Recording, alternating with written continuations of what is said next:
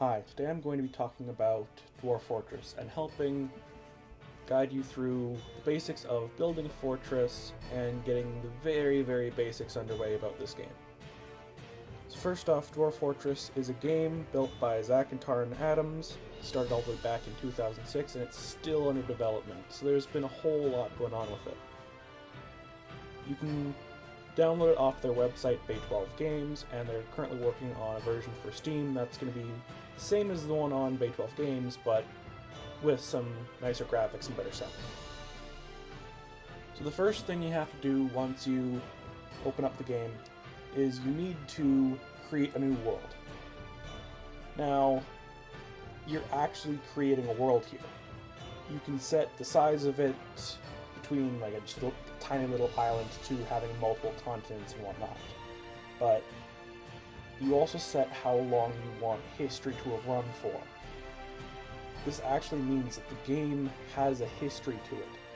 There are historical figures and events, different wars and generals and kings and people who've lived in this world. You can stop this process at any time by hitting a button and then jumping into the world from there. That's because as it goes, it births and kills every single person in this world. So you can stop at any time, and each person has already existed, with their own likes, dislikes, and feelings.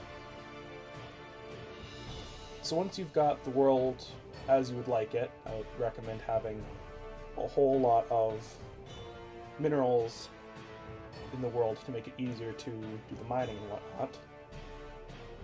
Once the world is made, you need to get ready to embark. Now, the main recommendation for an embark location is anywhere where there's a whole lot of minerals, some trees, water source, and preferably not an aquifer, because those can be a pain in the butt when you're trying to dig deeper. So once you've got your location down, you need to actually prepare. You can either just hit the play now button and it'll give you basic equipment and randomly generate the skills for your dwarves, or you can choose exactly what you want them to have. This can be useful for making sure you have enough miners to get down deep fast, or making sure you have all the bases covered. You can also choose what items to bring along if you feel you're going to need extra food or more armor if you think you're going to be attacked really quickly, things like that. Now, once you've embarked, you can look around, see your little dwarves running about in the little wagon they brought with them. Well, now what? First thing you should probably do is make them some shelter.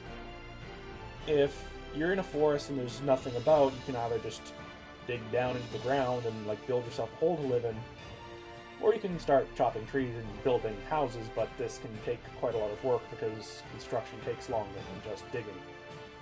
What I always recommend is just going somewhere where there's a mountain, digging into it. To do the basic digging of stuff, you use the D button for designations. This is things like chopping trees, gathering plants, etc., etc. Mostly you use it for digging. To do that, you hit D for designations, then D again for digging.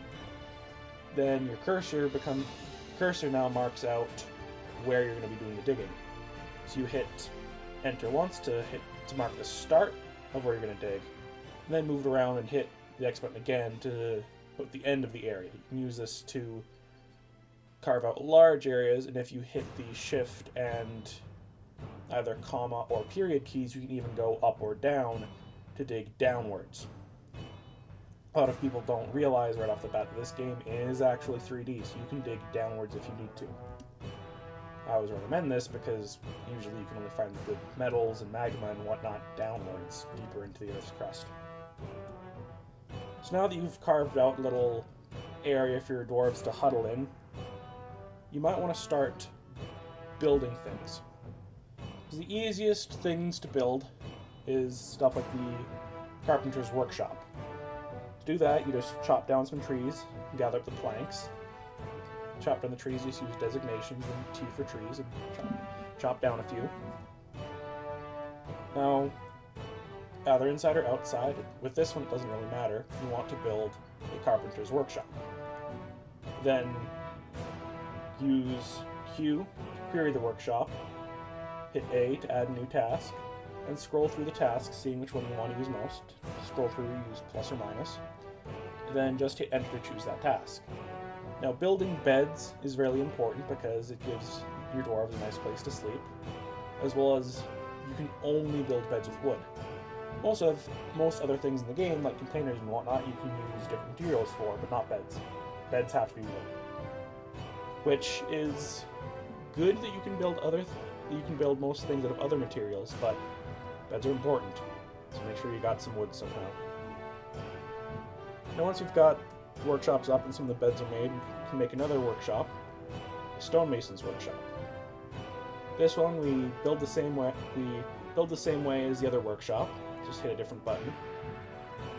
And this one will use our stone to carve into certain objects. So we're going to use this to make some stone doors to lock up the hallway, basically. Now we've got the basics of producing finished goods and whatnot underway. We might want to make sure we have proper food. Now, an easy way to make sure you have enough food is either to just gather up plants, which you can find abundantly out in the wilderness, which you can use the designations to start gathering. Or we can do butchering, which ends up killing animals you have or have captured to get their meat and whatnot. But right now what we're going to focus on is farming. For farming, you have to have either ground covered in mud or clay. An easy way to do this is just to go outside and set up a farming plot. The problem with that is most of the dwarven plants and whatnot grow underground. So I've found an easy way to do that is to dig in areas where it is clay loam, as you can grow on that even if it's underground. So dig out an area of clay loam and then set up my farms there. If you don't have clay loam available, another more difficult way of doing it is to flood an area and then seal it off so the water evaporates. When the water evaporates, it still leaves a smattering of mud on the ground, which is good enough. Now, once you have the farm set up, you can just set them to grow a certain plant. I always use plum helmets as they are the main food source, and they can grow year-round. The other plants are used for different things, and I believe one of them is used for making rope. Now, once you have the farms going, you have a source of food, but it's not very good food, it's just raw plants. If you want to do something with those plants, a good way of doing that is to start up a kitchen and some stills. Kitchen will turn foodstuffs into proper meals, which make your dwarves a bit happier, as well as increasing the quality of them if you want to sell them. Now, a still is important because it makes alcohol. Now, your dwarves can drink water, but they prefer alcohol by a large margin. If you don't have alcohol, you can expect them to get very stressed and eventually start tantruming. So setting up a still is important. You can just set it on repeat to constantly keep making alcohol. As long as you have containers for the alcohol, it will make them. Now we've got a basic sustainable food source, ability to build items and stuff to sell, and to continue expanding our fortress. Now what? Where do you go from here? What I would recommend for continuing on with this fortress would be to focus on metallurgy. It's a really difficult part of this game and takes a little bit of learning, but you can create metals such as copper, iron, and steel, but they take a bit of work. None of the ores are marked as iron ore or steel ore or copper ore. They're marked as their actual real-life counterparts, such as lignite or hematite. You need to set up forges to smelt these, and it can take a while to figure out. Another thing I would focus on would be defense. This fortress has doors you can lock, which is nice to try and keep out some of the smaller stuff, but once large invaders show up, there's no way to keep them from ripping the doors off their hinges and just murdering all the dwarves. So what I would focus on after this would be traps and a military. Military is a real pain in the butt to try and figure out. Traps can be easy. Once you have Mechanics Workshop, you can start building some stone cogs and gears and whatnot, and then just set traps to drop rocks or shoot out spikes and stuff on the ground. having a whole bunch of these in one big hallway can really thin out the enemy before they get to your dwarves. Other than that, the basics of this game are there, but there's a whole lot more to explore.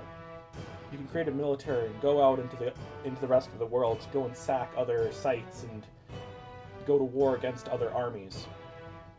You can delve deep into the caverns under the ground and find ancient beasts lying there. Everything else, you can just mess around and figure out what you like. There's some amazing things you can do with this game. I've seen people build space invaders in here.